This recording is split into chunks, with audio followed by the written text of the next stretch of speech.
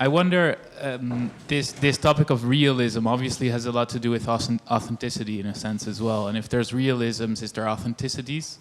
And I guess my question goes to talking about these three phases that you mentioned, Jim. I guess in the what do you call the archival stage, I think, right? This authenticity was seen as essential, right? Collecting was only authentic stuff. Then in this next phase, authenticities or authenticness get blurred, and blurred in a sense that it's not seen as important anymore, or problematized at least. And then in this new phase, I guess maybe as museums we've moved past authenticity, but with the internet and everything that's going on around us, people seem to value authenticity a lot more, at least personal authenticity. It's become a hallmark of something, at least of branding that we've talked about as well.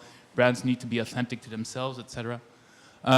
So I was wondering in how far this idea of museum realisms has to do with authenticity. Maybe authenticity is coming back into our narratives, and basically what you think about this. Thank you, Martin, for that. Opening that can of worms. It's, I mean, if I had my way, sometimes I think I would like to retire the word authenticity for maybe 20 years and see how we would do without it. I think we'd do just fine, actually, and we'd be a lot more precise about a lot of things, about what elements of value, you know, we're tagging, we're foregrounding. But that said, of course, you can't retire words like that. You have to work with them. And I guess, I mean, is this return, is my own, I'm just speaking for myself, I'm wondering about your question. Is my turn to realism in some ways a turn to authenticity, or taking authenticity seriously? And I think it is, in some ways. At the height of post-structuralist deconstruction, you know, we had in theory done away with authenticity. But then we had to deal with the fact that, for example, well, I got interested in tribal museums, and I started to learn about some of the museums that tribal people were making, and the way they were displaying their traditions and their objects seemed to me to be the most retrograde, the most backward, the most sort of unreflective, you know, only old stuff of a certain sort, all that kind of thing, and all of the plastic buckets and modern things that I wanted to bring into the Western Museum, they wouldn't have touch. So I suddenly, I guess I had to realize that for them, that while formally their museum looked like the old-fashioned Western museum that I was trying to open up, actually they were coming into that space of heritage from a different history, with a different power relation to the exhibitionary complex. And so I had to really stop for a minute and try to listen to what they were trying to express with these exhibitions, with these elements in their culture that they were saving and valuing. And I guess I had to realize that authenticity is a translation term, that it's a perfectly good term like many words, but they have to be seen as in translation, expressing people's relation usually to historicity. Everything is wearing away, everything is falling apart, everything is rotting, you know? That's true of all of us, and it's true of our lives, it's true of the world, right? So in that world, people need to save certain things, you know? They have to decide that certain things are valuable, and authenticity is a great deal about dealing with temporality and disintegration and holding on to certain things. One of the tribal museums I got interested in has a name. This is an Inuit museum. They call the museum the Weir. And the Weir is a dam built in a river to hold back some of the water for fishing purposes. But the Weir, the idea was everything's flowing down this river. We have to hold on to certain things. So, yeah, that's what museums do. And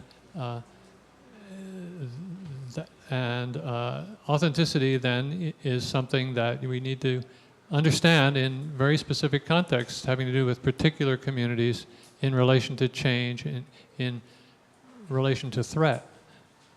That's all I can think of. I mean, that's the usefulness of the word for me now. You know, it's utterly unuseful for me to decide, well, what shall we admit in the museum, what not? Well, we can have arguments about that. Yes, we should argue about that, but it shouldn't be about whether they're authentic or not. It should be, what histories are they representing? Whose voices do they reflect? Why would we want them here?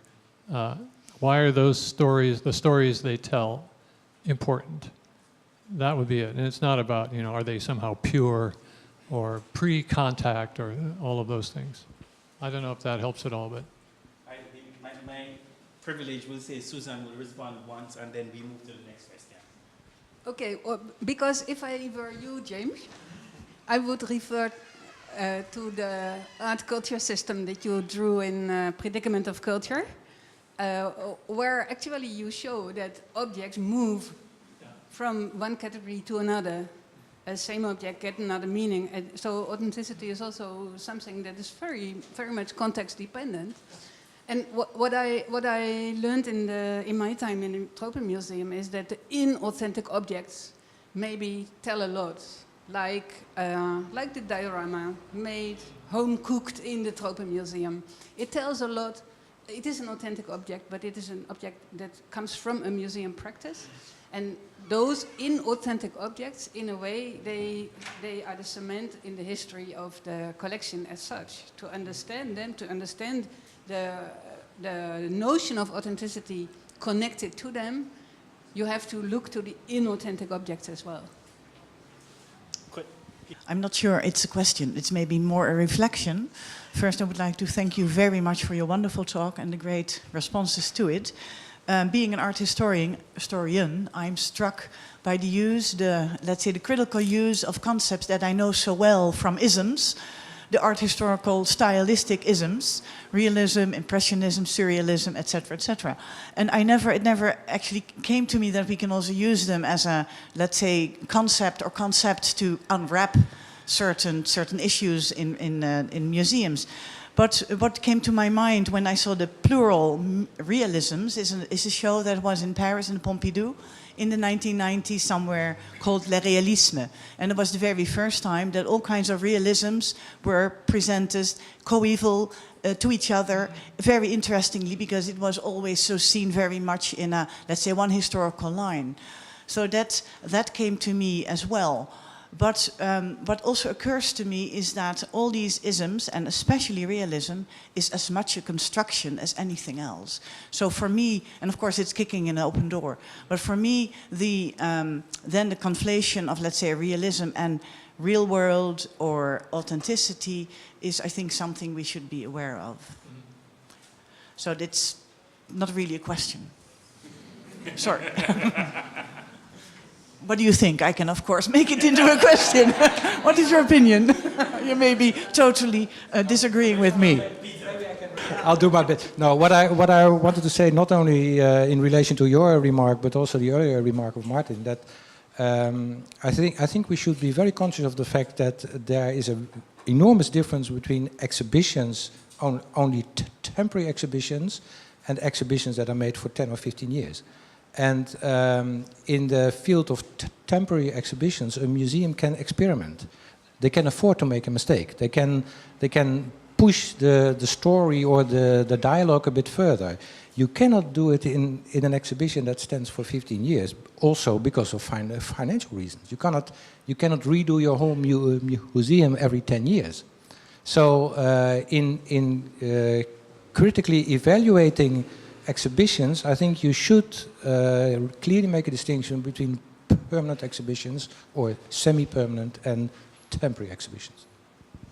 It's actually quite in direct response to what you just said, and also some of the issues that Susan brought up in her talk. which is to say, I'm curious on your view of who is taking part in a discussion around museum budgets and strategies, in the sense that a few years ago, in 2014, I was visiting the Tropenmuseum with two friends who were artists, and they had this incredible shock to this static display of Aleppo, because it was already being destroyed. They actually went so far as to submit a proposal to make an intervention into the model, and was told that the budgets were closed and all sorts of practical considerations. They couldn't entertain any sort of input on this permanent display at this time.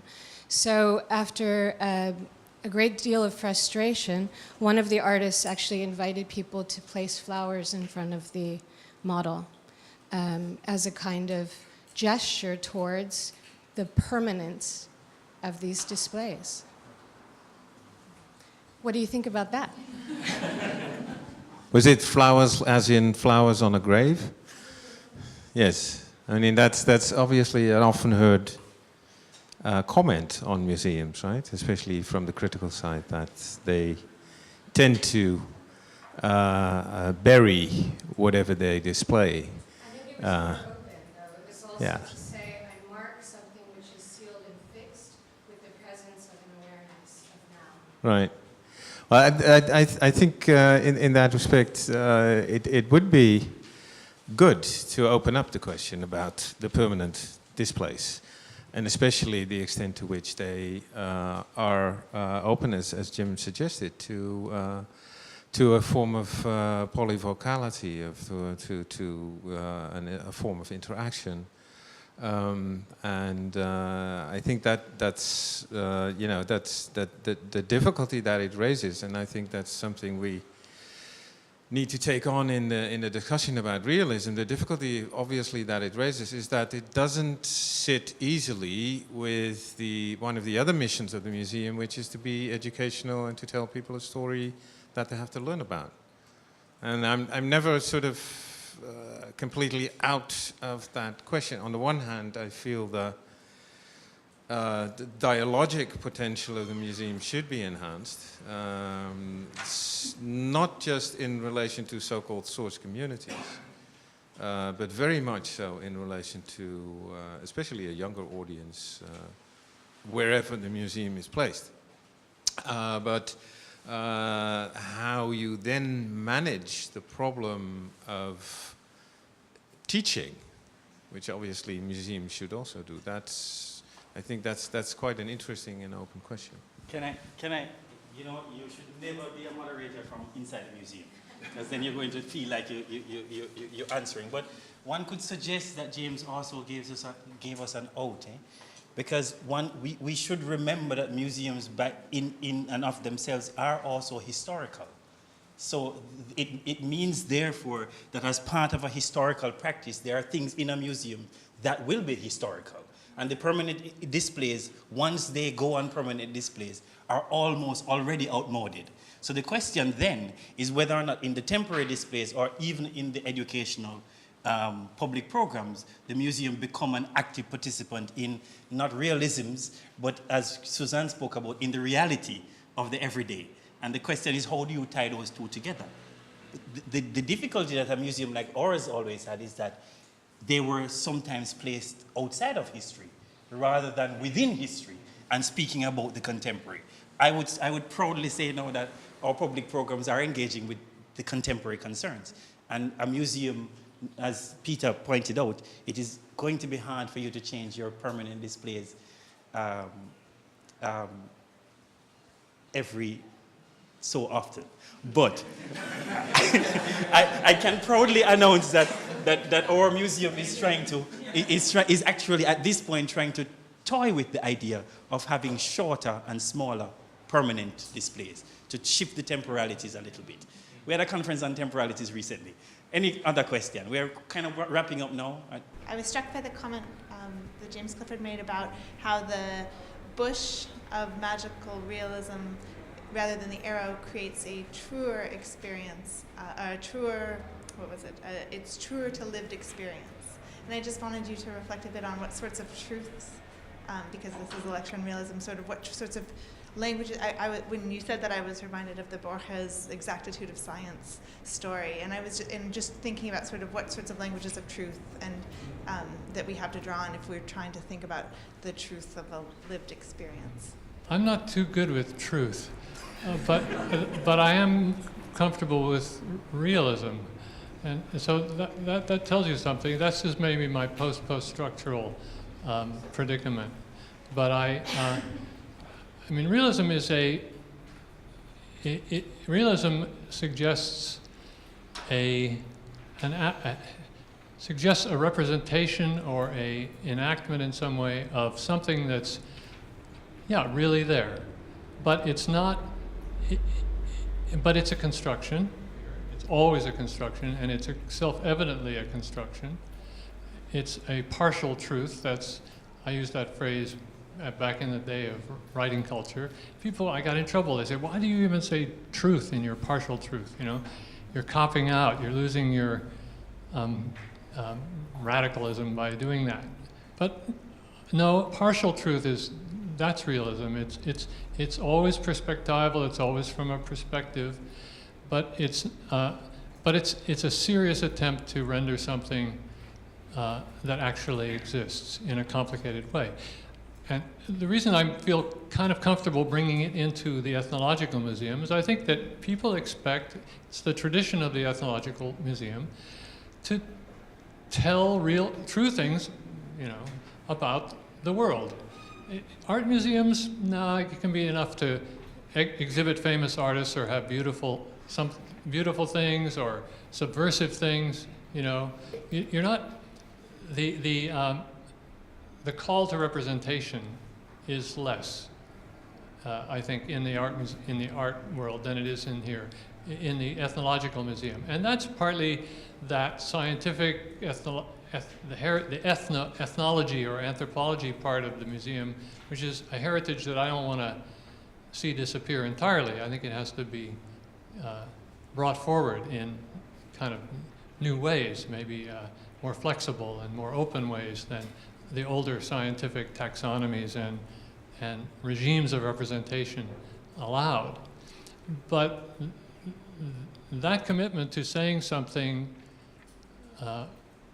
about reality outside of my own head and outside of our cultural worlds, or the world of your class or your gender or your whatever positionality is involved, while recognizing that this is not the whole story, but it's a big enough story about the world that you're telling. That's realism, and I really feel attached to that project. You know, I don't want to leave realism to the natural scientists, who then reduce it to empiricism, and then it can get down to, if you can't count it, it doesn't count. You know, kind of reductionisms on the one hand, or I don't want to leave it to the philosophers, who are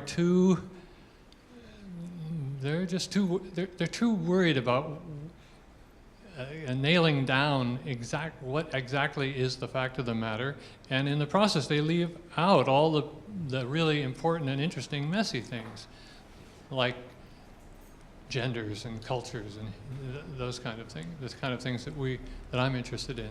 So we need something messier and something more perspectival inherently, but serious, you know, in a way. And that's what realism keeps me in the seriousness game, I guess.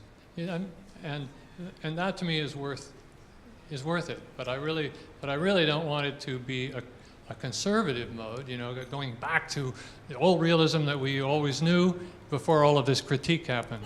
Now, and I'll say in my defense, in that book, Writing Culture, which was published, in 1986 or something, I wrote the preface to it. And at the end, I was, in a sort of defensive way, I was saying, well, because we were questioning representation at every level. And at the end, I said, well, people are going to react to this. They're going to say, invoking Plato, I think I said, poets will once again be banned from the city. You know, there will be a reaction to all of this, I said. And there'll be talk of a return to realism, I said. But then I said, but to return to realism, you must first have left it. Okay? And I think I've earned it. I think I actually did. I can come back to realism because I really did leave it. You know, it's not about some back to basics. You know, okay, you've had your fun with all that epistemological jitters and political correctness. You know, now let's get back to telling it like it is. No, it's not about that. But it's something more dialectical and something more contingent, but nonetheless serious. Attempt to think outside of your constraining culture, your constraining identity, or you know who you think you are. That's what ethnology museums can do better. I say it better than any other museum. They're positioned to do that, and why can't we get that across to people? How important it is in an interconnected world of the sort we have. I mean, it just seems obvious to me, and yet. They say, oh, it's about the little people. No, it's not, you know, people don't get it. And I say, well, I think there's a job to do here. And realism is not the right category. I mean, no, you're not going to go around, I think, inscribing this on our banners. But it is, for me, a way of beginning to think in this way about the kind of stories and the kind of truths, plural, you know, we are able to tell in these museums. And so that's my little profession of faith. And that, actually, with such a hopeful note on the role of the Ethnographic Museum, I think that there's nothing else to say but ask to close. Thanks, James. Thanks to all of the speakers, Peter, and Suzanne, for a wonderful conversation. This forms part of our ongoing conversation, not to navel gaze at the Ethnographic Museum and think about its futures, but actually to be participant in structuring a museum of the present and the future that uses the wealth of its collection to engage with what is happening in a complex world in which we live. And that's what we hope to do with the Research Center. I'd like to thank you all for coming, and I must say thanks to Carrie Nakamura, who is sitting there, from Leiden Global Interactions, because we jointly did this event, and I haven't said anything about that. Thank you. Thanks to everybody.